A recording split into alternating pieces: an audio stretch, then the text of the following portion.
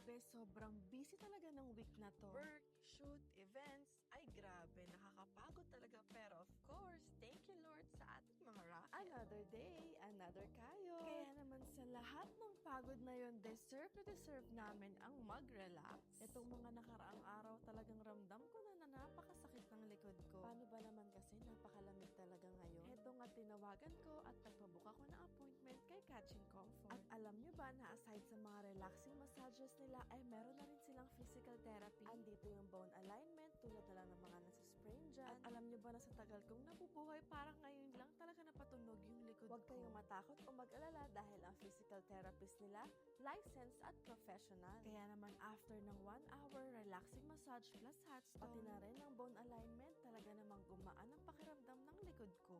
Alam niyo yung feeling na parang matiwasay dumalo yung mga dugo nyo? Ganon. Ang maganda pa dito, after mong mag-relax ay pwede ka nang dumiretso ng tulog. Dahil nga home service, sila pa ang pupunta sa inyo. Kung gusto nyo ring ma-relax, book your appointment for a relaxing massage or physical